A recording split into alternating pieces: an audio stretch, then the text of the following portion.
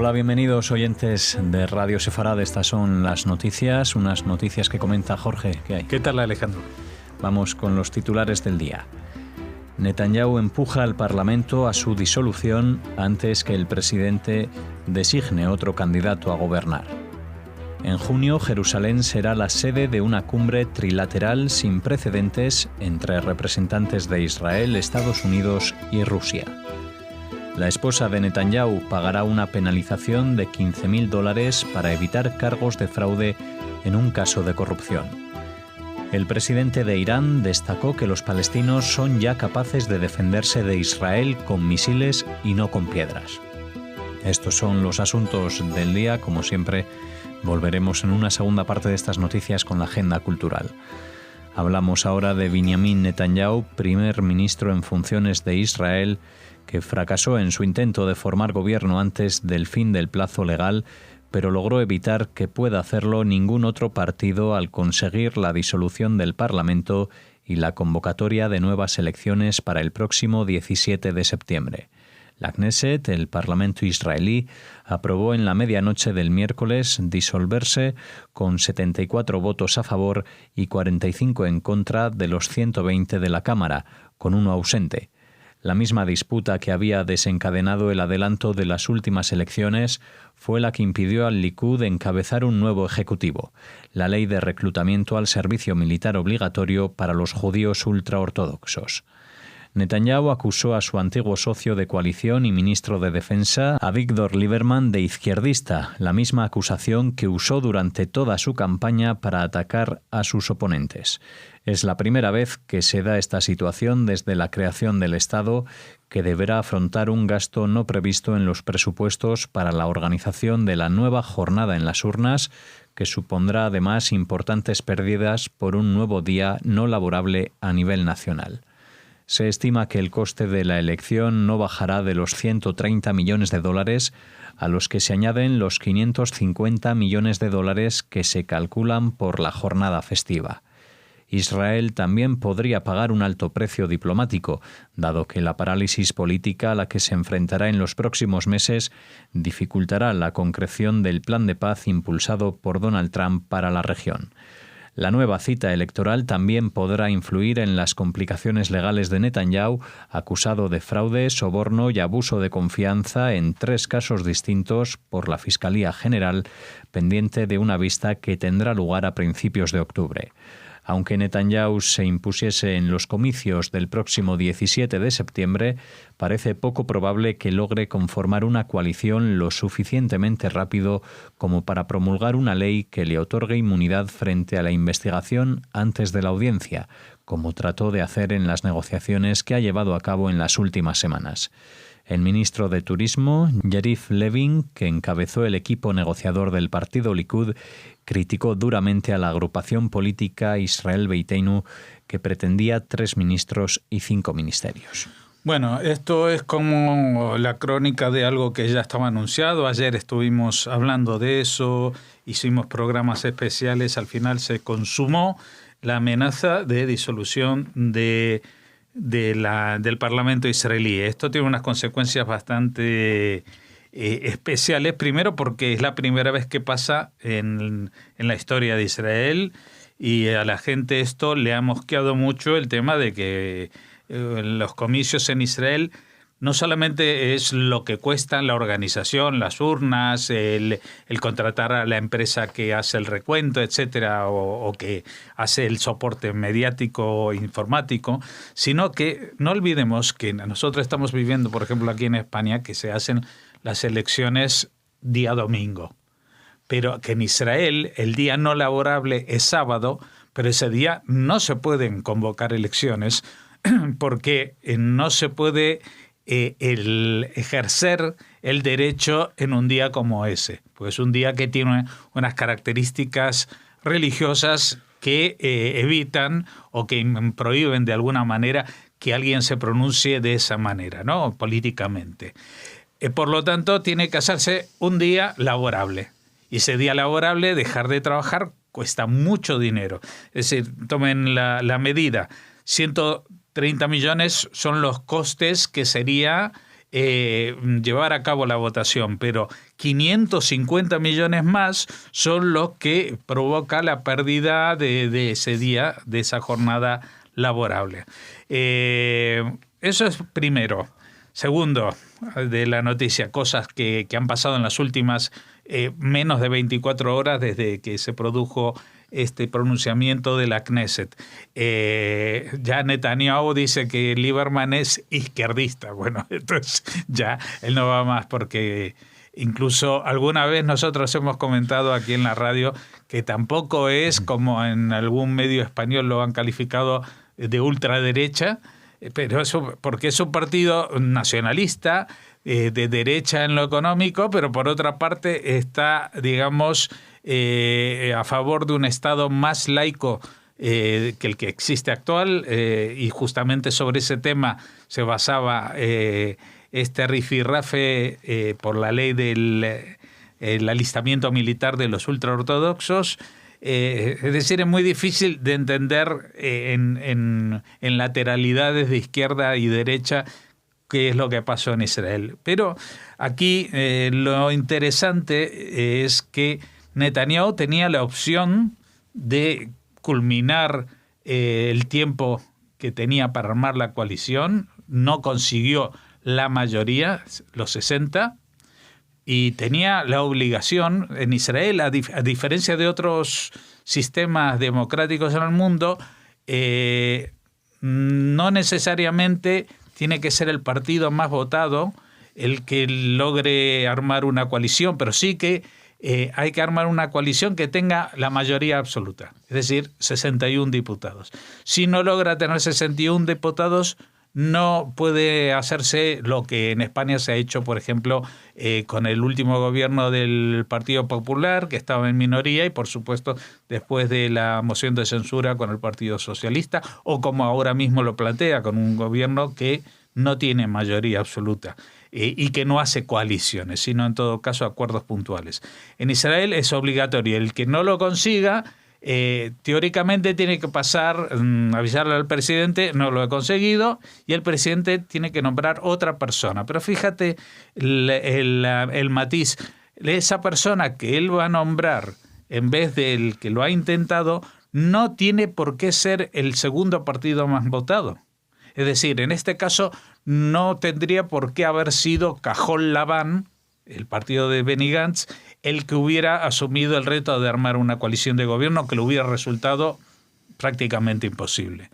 Pero sí, si le hubieran planteado esto al presidente de Israel, Reuven Rivlin, el presidente de Israel se lo hubiera encargado a alguien dentro del Likud que puede aspirar a ser el líder del Likud fuera de Netanyahu, y que esa persona como líder del Likud sí podría formar coalición con Cajol Labán, porque Cajol Labán han echado el veto sobre Netanyahu, no sobre el partido del Likud. Con lo cual, por ejemplo, Gideon Sa'ar, que es antiguo ministro de Educación y una figura muy importante y emergente dentro del partido de Netanyahu, podría haber sido el encargado por el presidente de formar una coalición y haberla formado a pesar de la oposición de Netanyahu dentro de su partido.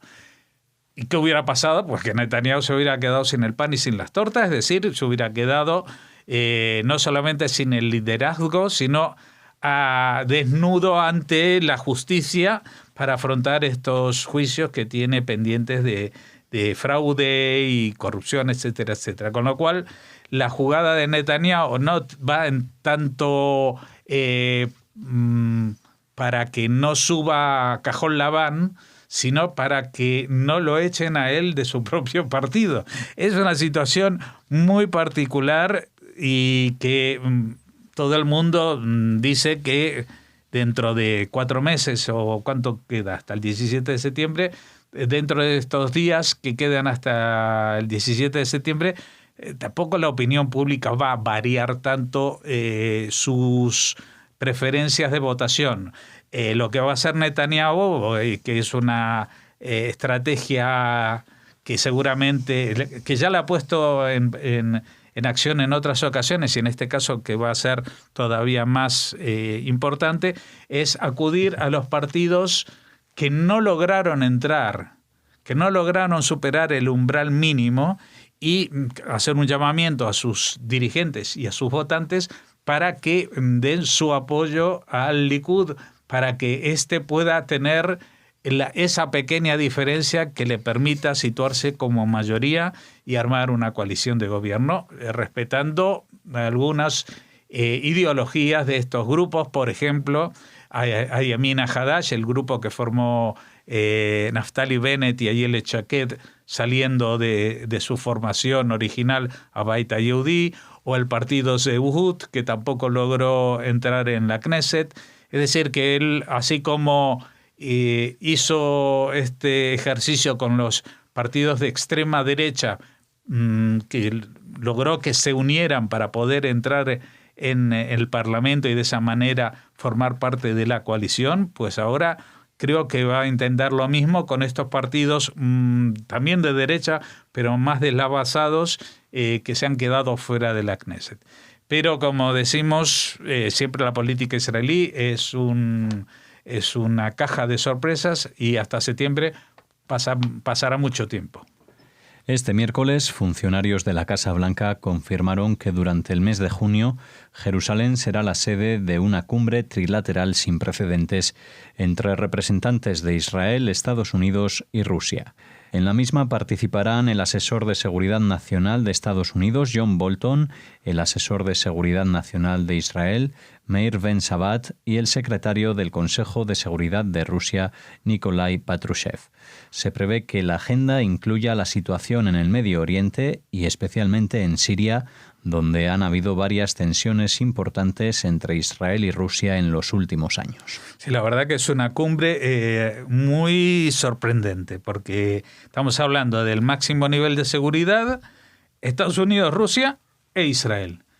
Y no se habla, o sea, el tema central no es Israel. Esto hay que destacarlo, porque si dijéramos que está a punto de firmarse un acuerdo de paz y entonces Israel, Estados Unidos y Rusia tienen que encontrar el equilibrio entre ellos. No. Estamos hablando de cómo solucionar las tensiones que existen hoy en día en Oriente Medio y que no atañen directamente a Israel, sino, por ejemplo, el tema de Siria, el tema de Yemen, el tema de Irán, evidentemente, y todos sus grupos delegados a los cuales Rusia, en cierta manera, cubre con su paraguas de militar, y al que Estados Unidos acusa de ser el problema de esa zona. Así que seguramente no podremos entrar a ver qué es lo que dicen, porque son tres personas que controlan unos temas muy, muy delicados, pero que seguramente esto tendrá mucha más trascendencia que otros encuentros que son más para la prensa, más visible, con a la luz, con luz y taquígrafos, como dicen. Pero estas cosas son las que pueden llegar a cambiar realidades.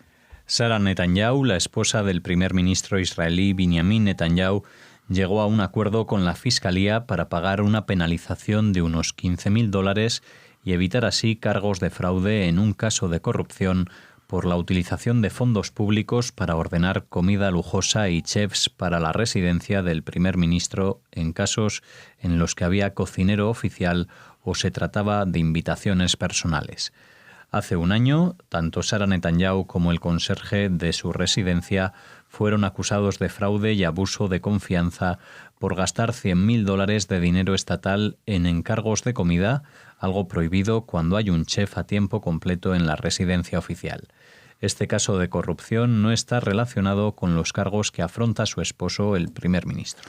Bueno, es un caso de corrupción que no está relacionado, pero que evidentemente en la prensa nacional israelí pues sí está relacionado, porque la misma familia viven juntos y todo esto pasó en la residencia oficial. O sea que, bueno, seguramente Sara Netanyahu habrá dicho: yo no estaba al tanto de lo que se podía hacer o no. El conserje de la residencia también se tratará de lavar las manos. Creo que ha tenido otra multa por otro lado que la está compensando.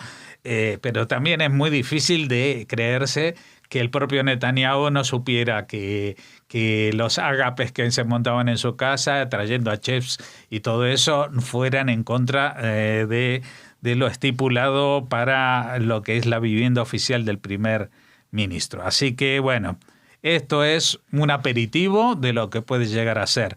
De momento, como se dice en España, han zafado, ha pagado $15,000 y con esto, bueno, se da con un canto en los dientes, también se dice aquí en España. Estará muy contenta de quitarse encima un caso de corrupción de 100.000 pagando solamente 15.000. El presidente de Irán, Hassan Rouhani, destacó en una sesión de su gabinete que los palestinos son ya capaces de defenderse de Israel con misiles y no con piedras, al tiempo que llamó a los iraníes a participar masivamente este viernes en las llamadas marchas del Día de Al-Quds, en referencia al Día de Jerusalén que conmemora la reunificación de la ciudad en 1967. Los palestinos han trabajado duro y desarrollado una herramienta para dar respuestas poderosas a los israelíes, respondiendo a los misiles con misiles, afirmó, y que Irán siempre les apoyará frente al opresor Israel. También criticó que los enemigos de Palestina, refiriéndose a Estados Unidos, trataron de socavar la santidad de Jerusalén el año pasado y la declararon la capital de los intrusos. Bueno, quiero aclarar algunas cosas para aquellos que quizás no entienden muy bien el mensaje de Rouhani. Él dice que su progreso para la humanidad, especialmente para los palestinos, que ya no tengan que tirar piedras y que puedan hacerlo con misiles. Vamos a ver, la efectividad de las piedras y lo de los misiles yo podría entenderla porque las piedras no sabes dónde van a caer, los misiles sí sabes a quién los diriges. Pero evidentemente los misiles, por lo menos los que Irán suministra jamás y que son disparados contra los civiles israelíes, no apuntan a un sitio específico, sino que lo que intentan es causar la sensación de terror y de desasosiego entre la población general. No están dirigidos contra instalaciones militares o fundamentales de la infraestructura israelí, porque no tienen esa capacidad y porque esos lugares están mejor defendidos. Luego, el tema de pasar de las piedras a los misiles, creo que se le ha quedado en el tintero, en el camino, algo, que son las bombas, porque parece como que los palestinos, pobrecitos, lo único que han hecho en la vida contra los israelíes es tirar piedras.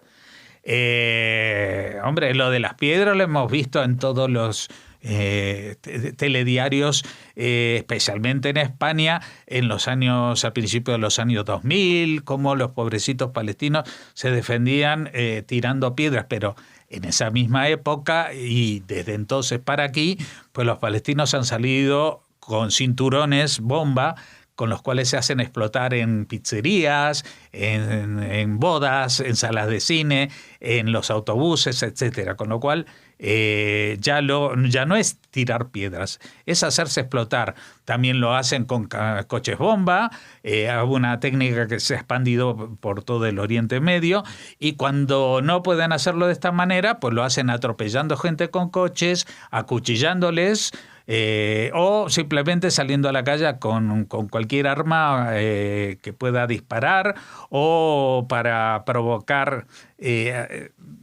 daño en la gente. O sea que hasta llegar a los misiles desde las piedras pasaron por muchas cosas que les han suministrado y les han inculcado, entre otros, el gobierno iraní. Y dice, han respondido a los misiles con misiles. Yo creo recordar que entre los años recientes, pues los misiles que han sido lanzados contra población civil, pues han sido los de los grupos terroristas como Hamas y Yihad Islámica desde la Franja de Gaza. yo no recuerdo, quizás me olvido, de los misiles israelíes contra población civil, porque sí han habido bombardeos, pero contra instalaciones militares, contra lugares que alojaban cuarteles generales de Hamás o desde los que se han disparado misiles. Es decir, que en realidad ha hecho una pequeña inversión lingüística y ha dado la causa como efecto y el efecto como causa. Con lo cual, pues nada nuevo bajo el sol. Irán sigue insistiendo en la misma línea de cambiar la lógica de este mundo y lo más sorprendente es que hay gente que se lo traga. Y hay gente que se lo traga desde hace muchos años, entre ellos, en parte, la Unión Europea, que sigue apoyando este acuerdo por el cual Irán dijo que iba a dejar de producir energía atómica, pero ha seguido produciendo y demostrando públicamente el desarrollo de misiles balísticos, que ya me dirás para qué serán. No serán para mandar petróleo o envíos de Amazon más rápido, ¿no? En este punto terminamos la primera parte de las noticias de esta semana. Volvemos ahora con la agenda, pero antes nos despedimos de ti, Jorge. Sí, yo me despido, perdón por este gallo, me despido hasta el lunes por la noche, que volveremos con las noticias de actualidad, porque ya saben que en el medio estarán las noticias de los lunes que hacen Raquel y Alejandro. Hasta entonces, Jorge, Shabbat Shalom. Nosotros volvemos ahora con la agenda cultural.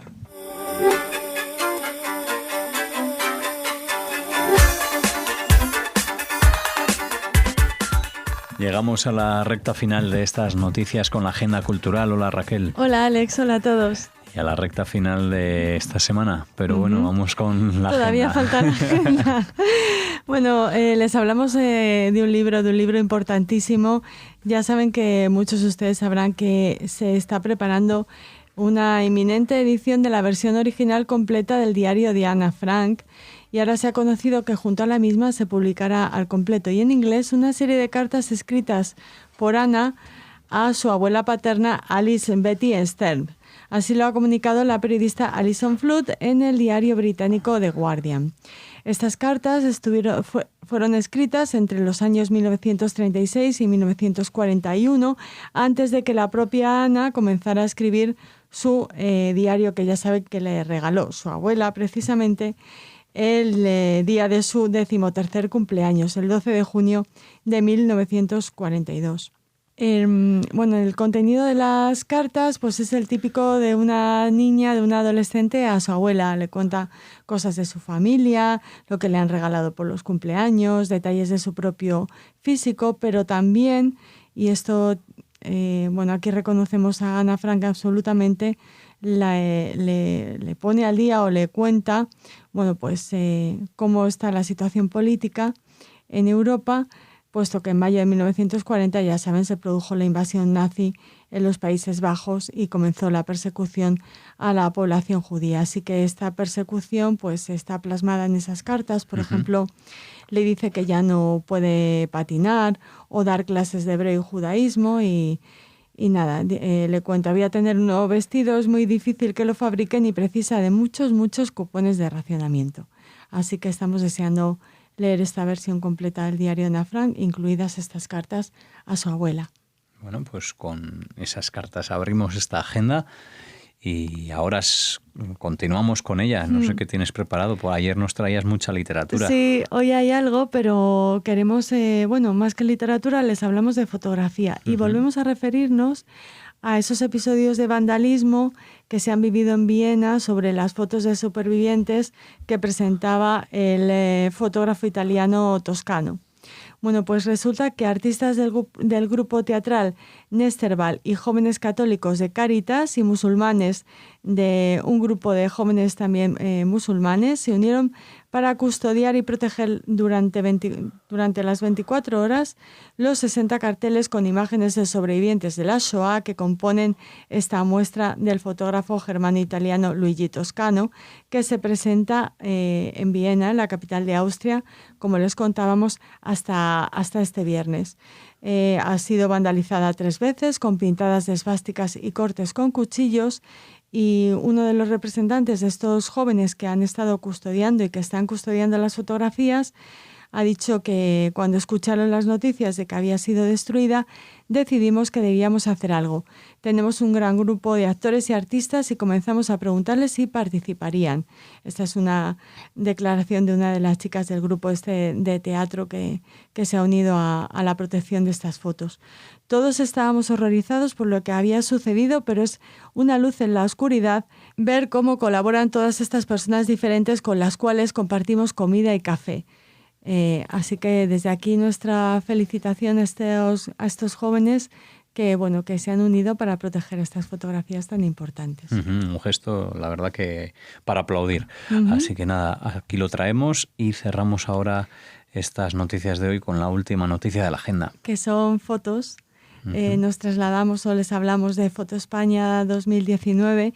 Hay 3 exposiciones que se podrán visitar en Casa de América y de estas 3 destacamos la correspondiente a Joel Meyerowitz, que se llama La imagen sin límites. Forma parte de la sección oficial de Foto España y estará abierta al público desde este 6 de junio. La exposición de Joel Meyerowitz, que forma parte de esta colectiva que les decíamos, la imagen sin límites, se llama Hacia la luz y es una exposición indispensable para conocer a uno de los padres de la llamada fotografía de la calle. Él es un judío de origen ruso, nacido ya en el Bronx. La muestra reúne una serie de imágenes realizadas además durante su estancia en España a finales de los años 60. El trabajo de Meyerowitz, realizado en España, posee un gran valor, pues refleja un país en transformación y con una situación social, cultural y política difícil, todas ellas marcadas por la dictadura de Franco. No obstante, sus fotografías de Málaga muestran, a veces incluso con un humor velado, cómo la vida se abre camino en cualquier circunstancia. Pues con estas imágenes cerramos la agenda. También ha sido una máxima, ¿no? La fotografía en esta semana en la agenda. Teníamos varias exposiciones, una recuerdo en Alcobendas, Nicolás Müller, ¿no? Ya estamos sobre la pista además, para hablar con el comisario. Y otra en Viena, si no recuerdo mal, que es la que comentabas también ahora con los chavales protegiendo estas muestras en gran formato, creo también recordar. Sí. Muy bien, Raquel, pues nada, si nos despedimos, cerramos la semana y les deseamos a los oyentes, a todos los que están ahí detrás, Shabbat Shalom.